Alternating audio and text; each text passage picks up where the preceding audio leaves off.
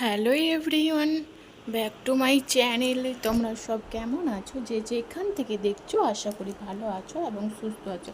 তো সকলকে জানাই গুড মর্নিং। তো এই যে দেখতে পাচ্ছ আমি কিছু হ্যাঁ আমলকও হাতে নিয়ে দেখাচ্ছি, কারণ এগুলো আমার যেহেতু আমার হাজব্যান্ড, তোমরা আমার যারা রেগুলার ব্লগ দেখো তারা বুঝতে পারবে। আমার হাজব্যান্ড বলেছিলাম যে জিম করছে, সেই জিমের জন্যে কিন্তু এই যে জুসগুলো, যে আমলকও বিটটা আমাদের স্বাস্থ্য পক্ষে আর শরীরের পক্ষে অনেক ভালো। তো বিট খাওয়া খুবই ভালো, খুব ব্লাড সার্কুলেশন হয়, মানে খুব রক্ত হয়।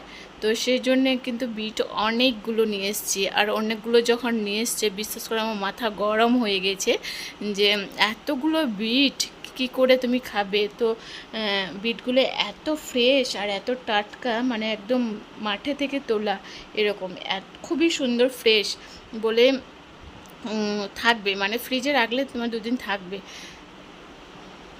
আর এই যে যেহেতু আমার শ্বশুরমশাইয়ের রেস্টুরেন্ট ডিলার আছে, তো সেজন্যে খবরে নিউজে আশা করি সবাই দেখেছো জগন্নাথ মন্দিরে প্রসাদ দিচ্ছে, যেগুলো সবাই রেশনের দোকানে দোকানে যে এই প্রসাদগুলো সবাইকে মানে বিতরণ করে, তো মানে সবাইকে দেয়।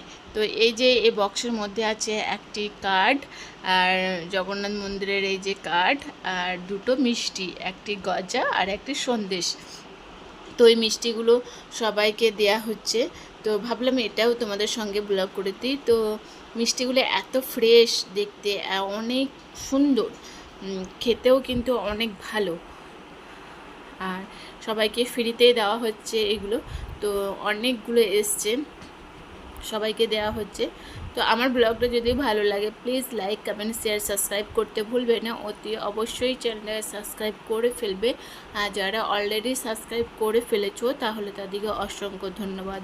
হ্যাঁ, আরেকটি কথা তোমাদের সঙ্গে বলে থাকি, যারা বলছো যে দিদি ভালো লাগছে, খুব সুন্দর লাগছে, কমেন্ট বক্সে যে খুব ভালো লাগছে দিদি, খুব নাইস, তাদেরকে বলছি ভাই বা আপু বা দিদি ভাই, সবাইকে তোমাদের একটি কথাই বলে থাকি, যদি দেখো তাহলে প্লিজ তোমরা ফুল ওয়াচ টাইম করেই দেখো, না হলে দেখো না।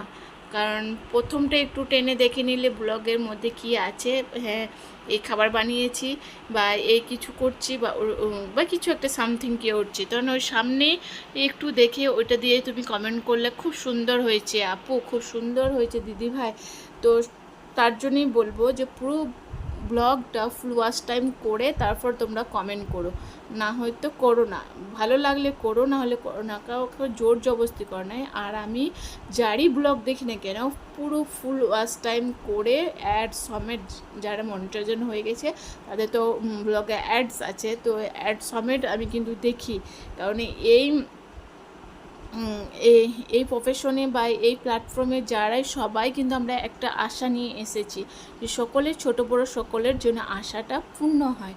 তো সেই আশা যদি নাই পূর্ণ করতে পারি, কাউরি একটু দেখে স্পিক করে গেলাম, তা তো নয়। আর এদিকে দেখতে পেলে আমার মেয়ে জগন্নাথ মন্দিরে যে স্কুলের যে ড্রয়িংটা করতে দিয়েছিল পাপা, কিন্তু রাত্রেবেলায় ড্রয়িংটা করে দিয়েছে। কারণ ড্রয়িং বলতে গেলে বিশেষ করে আমার হাজব্যান্ড খুবই সুন্দর ড্রয়িং করতে পারে, তো সেজন্যে আমার হাজব্যান্ডকে ড্রয়িং করতে বলে। আর আমি হাজব্যান্ডকে এটাও বলি যে তুমি সপ্তাহে একদিন হলেও কিন্তু মামামকে ড্রয়িংটা করাও। তো ওই যে পাপা বলে, মানে আমার হাজব্যান্ড বলে যে ঠিক আছে করবো, এইটাই হয়। বাড়িতে টিচার থাকতেও কিন্তু আমরা এই একটাই ভুল করি, যেটা সময় না দিয়ে বাইরে টিউশনিতে পড়তে পাঠায় বা ড্রয়িং করতে পাঠায় বা নাচা শিখতে পাঠায়, গান শিখতে পাঠায়, কিন্তু আমরা চেষ্টা করি না যে আমরা নিজেরাই পারবো একটু চেষ্টা করলে। আর সমস্ত রান্না বান্না কমপ্লিট করার পর এই যে বাগান মানে বিকেলবেলায় দেখতে পেয়েছিলে যে আমরা কি রান্না করলাম, রান্না করে খাওয়া দাওয়া করে দুপুরে রেস্ট নিয়ে এই যে একটু খামারের মধ্যে ঘোরাঘুরি করছি। তো এত সুন্দর ওয়েদারটা, আর মামাম কিন্তু টিউশনি পড়েও চলে এসছে। তো মামামা আমার সঙ্গে আছে। তো এই যে ঘাসগুলো এত সুন্দর লাগছে দেখতে, মনে হচ্ছে একটা রিলস যদি বানানো হয় তো খুব সুন্দর হবে। এভাবে যদি শর্ট নেওয়া হয় খুব সুন্দর হবে। আর এটা হচ্ছে একটা সজনে গাছ লাগিয়েছে আমাদের গাছে, বাড়িতে ছিল না গো, অন্য পাশের বাড়ি থেকে যারা গাছটা কেটে দিয়েছে তাদের কাছ থেকে নিয়ে এসে গাছটা ডাল নিয়ে আমার শাশুড়ি মায়ে লাগিয়েছে, তো গাছটা লাগানো হয়েছে। সজনে গাছ একটি বাড়িতে থাকা অবশ্যই ভালো, কারণ যাদের হাই প্রেশার আছে তাদের সজনে শাক বা রস খাওয়া কিন্তু খুবই ভালো একটা গুণ। আর মাম্মামের এই যে একটু মাম্মামকে বলছে, মাম্মাম তুমি একটু দৌড়ো, শর্টস একটু ভিডিও করে। তো মাম্মাম বলছে, মাম্মাম চল মানে বুঝতেই পারছে না কিভাবে দৌড়াবো, তবুও একটু বানালাম, মানে হয়নি, একটা স্লো মোশন করতে হবে, তাহলে দেখতে অনেক গর্জিয়াস লাগবে, অনেক ভালো লাগবে। যেহেতু আমি ব্লগ করছি সেজন্যই কোনো শর্টস করিনি। আর এই যে পুরোটাই আমি এইভাবে দেখালাম ঘুরে রাউন্ড দিয়ে আমি ঘুরছিলাম। মামাম তো ভীষণ খুশি, টিউশন পর চলে এসছে, অনেকটাই ফ্রি। মামামকে নিয়ে একটু খেলাধুলা করব, একদিকে খেলাধুলাও করা হচ্ছে আর আমি ব্লগটাও শ্যুট করছি। তো মামামকেও সময় দিলাম একটু খেলার, তারপর একটু পরে তো পড়তে বসবে সন্ধ্যের সময়। আর আজকে বৃষ্টি সকাল দিকে হচ্ছিল, বিকাল দিকে খুব একটা হয়নি, তো অনেকটাই ভালো লাগছে বিকালটা। আর এই যে গাছে আমাদের এত পরিমাণে আমড়া এসছে, তো এই গাছে আমড়াগুলো না আমাদের ভীষণ মিষ্টি। আর এই যে মামামে দেখতে পাচ্ছ হাত কিন্তু উঠে যাচ্ছে, মামামের এই টান মেরে টান দিচ্ছে আর কিন্তু নেমে যাচ্ছে। আমরা একদিন চিংড়ি মাছ দিয়ে রান্না করেছিলাম, সেটা আমার একটা ব্লগে দিয়ে আছে, চিংড়ি মাছের টকের রেসিপিটা দেওয়া নেই কিন্তু রান্নাটা দেওয়া আছে। রেসিপিটা যদি জানতে চাও তাহলে অবশ্যই আমি তোমাদের সঙ্গে এসে তুলে ধরবো। চিংড়ি মাছ আজকে ভাজা করলাম আর রাত্রের জন্যে ভাজা করলাম, কারণ দুপুরে ডিম খাবো আর রাত্রে চিংড়ি মাছ। অবশ্যই রাত্রে আমরা মাছ খাই না, তাও চিংড়ি মাছটা ভাবলাম একটু রাত্রে খাবো, তাই একটু তুলে ভেজে রাখলাম। আর এই যে আমড়াগুলো আরেকদিন ভাবছি আচার বানাবো। এই ছোটো ছোটো আমড়াগুলো দিয়ে আচার বানানো খেতে দেখতেও কিন্তু অনেক সুন্দর লাগে। আর যখন আঁটি হয়ে যাবে তখন খুব একটা ভালো লাগে না, আর এখন আঁটি হয়নি তো সেজন্যে খুব ভালো লাগবে। আর মামাম এরই মধ্যে কিন্তু একটা আমড়া ছিঁড়ে নিয়েছে, তুলে নিয়েছে, তো আমরাটা বললাম যে মামাম তুমি ফেলো না, আমাকে দাও, আমি এটা খাবো। আর আমড়া গাছটা না খুব মিষ্টি, আমড়াটা এক আমড়া হয় না, খুব টক, মুখে দেওয়া যায় না, কিন্তু একদম সেই আমড়া নয়, খুব মিষ্টি এই আমড়াটা। তো ভাবলাম আমড়াটা একটু খাই, একটু যখন একটু তুলেই দিয়েছে তখন এটা কি করব আর, তো ভাবলাম এমনি আমি একটু খেয়ে ফেলি বিকালে, এখন সন্ধে হতে অনেকটাই টাইম আছে। তো ধুয়ে এই যে পরিষ্কার করে ধুয়ে নিলাম, তারপরে এটা কিন্তু খাবো। এই নুন লঙ্কা আমড়া দিয়ে খেতে কিন্তু ভীষণ ভালো লাগে, মানে এত ভালো লাগে। স্নান করার আগে তখন হয়তো 12টার সময় যদি স্নান করো তাহলে 10:30 11টার দিকে কিন্তু খেতে বেশ ভালো লাগে। এই আমড়া মাখা লেবু পাতা দিয়ে, লেবু দিয়ে, তেঁতুল দিয়ে খুব ভালো লাগে। দেন এই যে আমার হাজব্যান্ড যে দেখলে প্রথমেই যে এই যে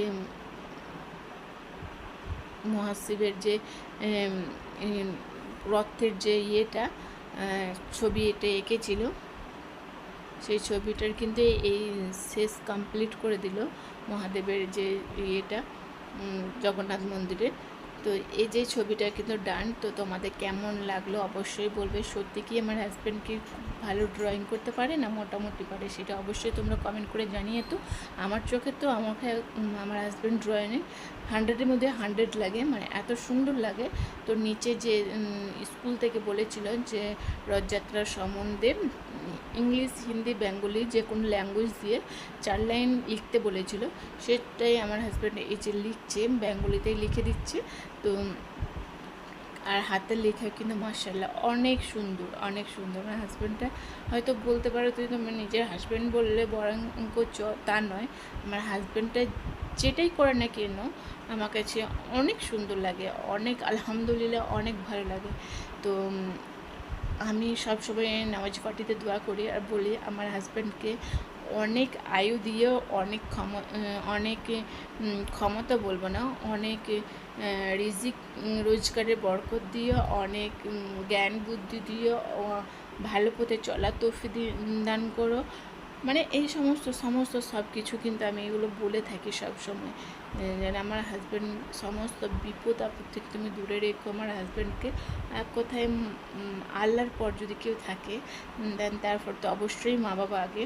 মা বাবার পর যদি কেউ থাকে সেটা হচ্ছে আমার হাজব্যান্ড আমার কাছে।